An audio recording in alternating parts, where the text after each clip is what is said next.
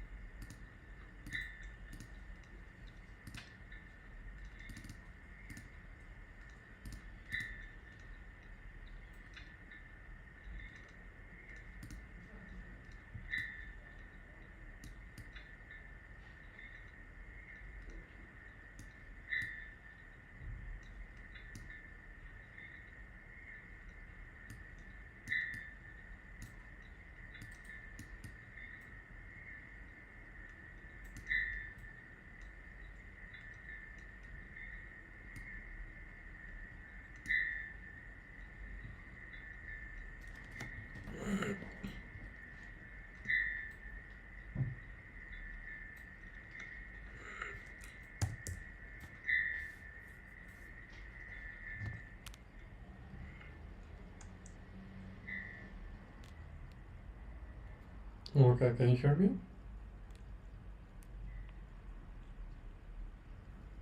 Okay, can you hear me? Okay, looks like it's working. So let's start. Today's topic is healthy lifestyle and habits, simple practices for the day.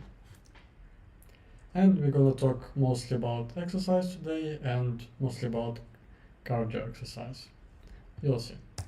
So yeah, talk about topics of the day.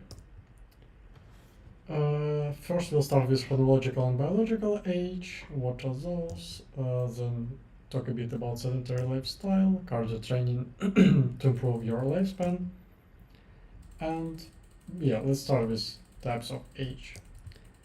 As you probably know, the chronological age is just the number of years that you have lived. So that is basically your uh, answer when you are asked how old are you. But there is another one is biological age, and we didn't talk about it usually, uh, and it's like more or less like in youth thingy. So biological age is the age of your body uh, based on some various markers. There are a lot of them right now, and since science is progressing, they add some new markers, but basically it's possible to calculate at least roughly your biological age. Why it's important? Let's look into an example. For example, we have two people, both chronological age 50 years. Let's say they go study at the same school, the same class, so they're classmates, the same age. Okay, perfect. First one, sleep well, exercise regularly, have good nutrition, maybe do some sport, all good.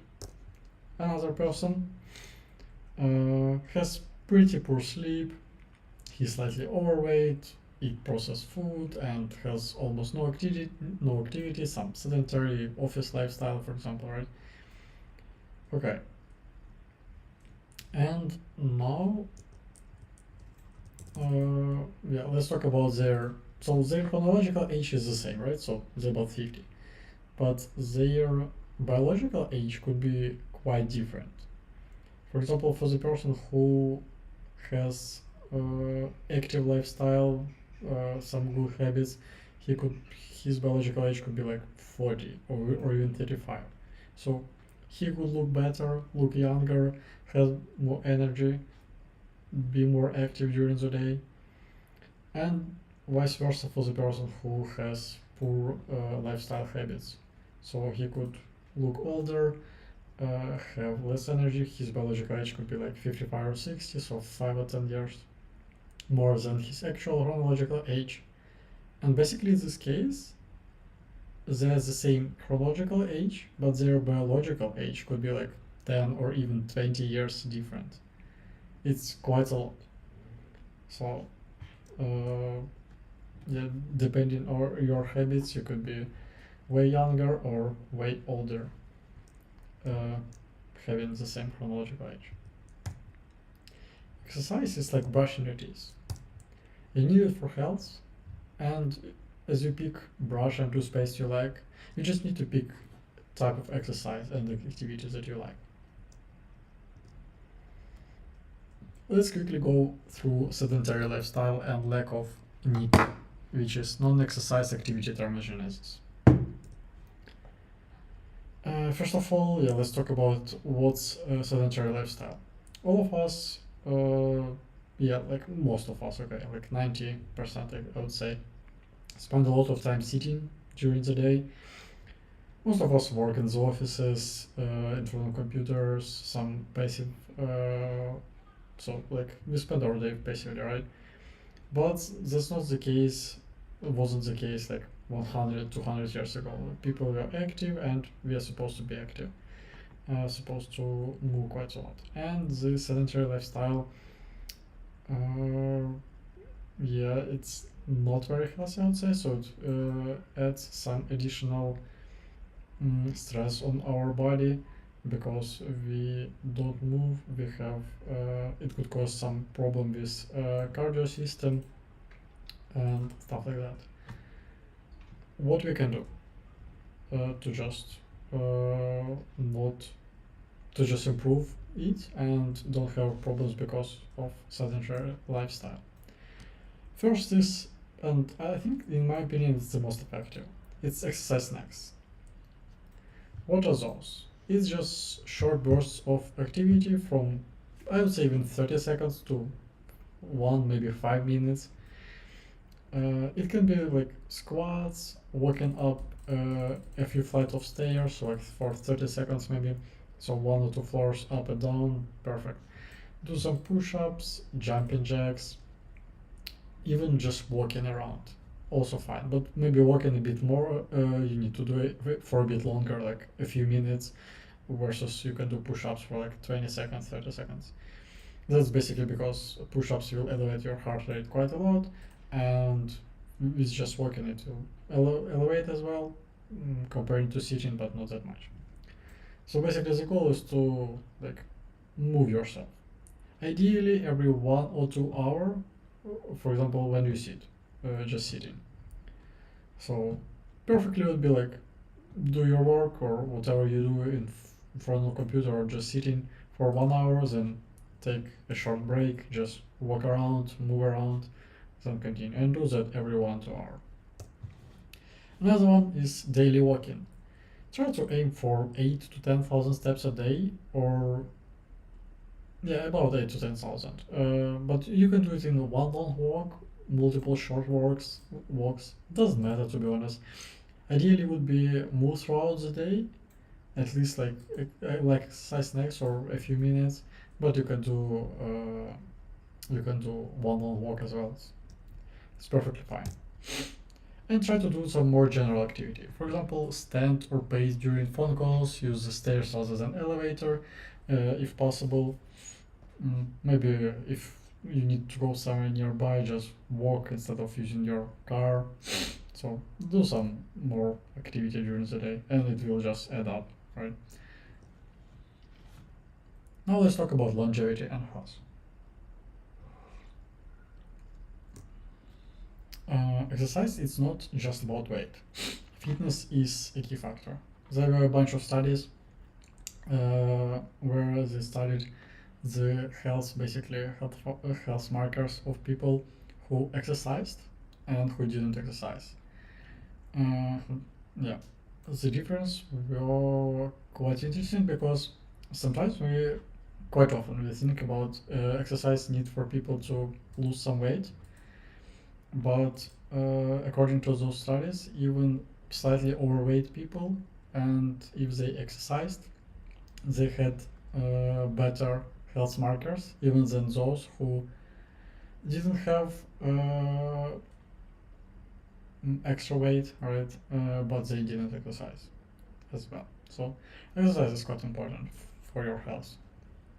Nonetheless, it doesn't matter if you're overweight or not.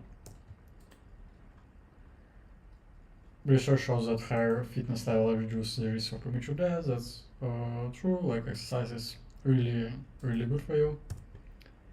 And also, physical activity improves both physical and mental health. Now let's talk a bit about cardiovascular health and VO2 max. First of all, let's figure out what VO2 max is. It's maximum oxygen uptake during exercise. Long story short, when you breathe, your body does not process all the oxygen that you breathe in, as well as in exercise. For example, you breathe air and your body processes just some parts, so basically converts it, and you breathe out CO2 then. And VO2 max is the number that basically that amount of oxygen that your body can process. Why it matters? The higher VO2 max correlates with lower cardiovascular risk. So basically, higher VO2 max, it's better. Better your cardio health, better you have more energy, you can move more. So, how to measure it? Ideally in the lab, but yeah, it's just mostly for like professional athletes or for some research. There are a few more quite simple ways. First is wearable devices, so like smartwatches are the great example. Garmin, Apple Watch, maybe some Xiaomi's. So they don't need to be very expensive. So you can check your VO2 max. For it, you need to track some activity. Make sure your smartwatch can check your VO2 max, and then you need to check some activity like walking or jogging. I think cycling as well could be usually outdoors, so it can track your movements or like how far you go and your speed and your heart rate, and it will give you approximate VO2 max value. It can be, I would say, like plus or minus maybe 5 or 10 points, but in general, if it does a few times, it can give you a pretty good estimate. So it's not very precise, but since you are not professional athlete, you can just use like general estimate to understand in what category are you. We'll talk about it right now, about categories. And field test. It's so-called Cooper test. Basically, it's just you need to run for 12 minutes, just calculate the amount of distance that you covered, and in the internet you can just write Cooper test, basically calculator, just put there the amount of meters, the distance, and it will just give you the VO2 max. Well, it's also approximate because like on some days you can push harder, on some days it's not, so it's also not ideal in my opinion, but it's also pretty good. Probably it will be even more close results than in wearables, but yeah. But not all of us like jogging 12 minutes all out, right? Sorry. VO2 max measurements. Here is the tables for both males and females. And here's like on top we have age categories and percentile. So basically it's like categories poor, fair, good, excellent, superior, and yeah, basically based on those numbers you can figure out in what category are you. It also depends quite a lot if you exercise or not. Right. Yeah, so basically if you don't exercise, usually you'll be in some middle category, maybe a fair or good, something like that. Could be in poor. If you do exercise, and it could be a bit higher. Professional athletes, they have like more than 50, maybe 60. Yeah, I think top ones maybe 70, 80, but that's like very high endurance sports. But that's a good average to understand. And yeah, put some attention at the lowest numbers for the ages. Here is like below 30, here's below 25, 26. And there are some limitations regarding VO2 max. What I mean about limitations, the numbers you need to pay attention to. If your VO2 max drops below 18 milliliters per kilogram per minute, that's basically how it's the number it's calculated in for either gender. It often suggests difficulty with everyday tasks. So what I mean? So basically, it could be hard to move around, do some groceries, I don't know, gardening, just cleaning, moving around the house, and so you need to be careful if your results like 25, 30. You need to be aware of that because, for example, once a person could get sick, his VO2 max will drop quite a lot, maybe 5 or even 10 points, I'd guess. And so basically, if you're healthy, you can move around.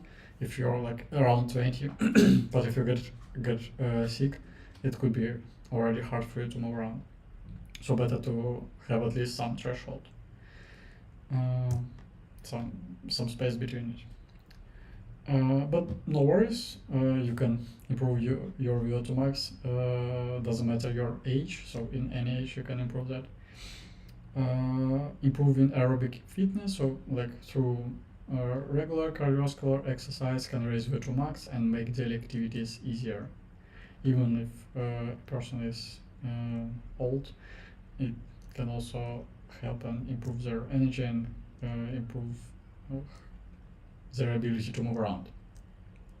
Let's now talk about cardio activity guidelines. Yeah. They're basically split into moderate activity and vigorous activity. Moderate activity is about 50 to 70% of your max heart rate, and ideally would be about from 150 to 300 minutes. You can do more, so there's like no limit, but ideally would be to start with that range. It could sound a lot, like so basically, yeah, 3 to 6 hours to 5 hours, from 3 to 6 hours, around that. But walking, like brisk walking, is also moderate activity. Gardening, maybe like very light jogging, light swimming.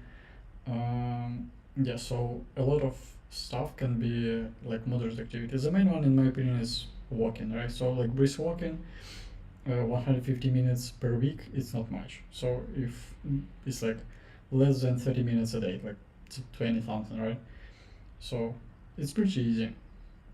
Ideally would be to do that in like some bouts, so not like 1 minute walk, or just I think that exercise snacks would work, but ideally would go for some longer walks, like 10, 12, 20 minutes and more, like 1 hour walk. That would be ideally. Vigorous activity, 75 to 150 minutes per week at 70 to 85% max heart rate. That's a bit harder, like a bit harder activity. So basically, here is light jogging, maybe 8 to 10 kilometers per hour, so like very light jogging, cycling, swimming, rowing, like everything you can do with steady state. We'll talk about HIIT as well. So some activities that is pretty challenging, but still not all out. From guidelines, they suggest that you can do either of them, so either moderate activity or vigorous activity, but in my opinion, in general, ideally to do both. So moderate activity is pretty easy to do 150 minutes, right? So just walk around a bit during the day, and in 1 week you get like 300 minutes, maybe like 500 minutes, depending on how much you walk. Vigorous activity, it's mostly more specific, right? So you need to do some activity like jogging, cycling, right? So you need to put some effort into it specifically, but it's also fine. So just maybe once a week or twice a week, just spend some time doing more activity. If you do a lot of moderate activity, you can do a bit less vigorous, so at least 30 minutes, 15 minutes, 1 hour a week would be ideal. It also could be like hiking there, like if it's quite challenging, so awesome. And consistency is key for boosting VO2 max and overall heart health. Training modalities, steady state versus HIIT. Steady state, it's basically as we discussed, moderate intensity, so zone 2 for 20-60 minutes, builds an aerobic base and enhances recovery. So yeah, like walking, light jogging, cycling, stuff like that. Zone 2 means heart rate, so that we discussed 50 to 70% max from max heart rate. High intensity interval training. It got very popular lately, so it's short bursts of 80 to 95 max heart rate, percent max heart rate with recovery intervals. Basically, how it looks like: you do some. There are a bunch of videos on YouTube and other platforms, but basically, you do some activity. For example, jumping jacks for like 30 seconds or 20 seconds. Then you have short rest for like 10 to 20 seconds, maybe 30 seconds. Then you do some other exercise like, I don't know, burpees or again jumping jacks or something like that. Again for some period of time, then rest and continue. Usually it's from 10 maybe to 30 minutes, depending on your level and like what you do. But there are a bunch of videos that you can find you can find based on your level, so you can keep up with it. It's pretty efficient way to improve VO2 max in less time, but to be honest, it's what you like. You can do either steady state, heat, or you can do both. Doesn't matter. You just need to do some cardio activity and be consistent with it. And that's basically all for cardio. This is pretty short. If you have any questions, just write. And what will be next? Hypertrophy training, strength training, and injury prevention. That's all. If you have any questions, I'm here.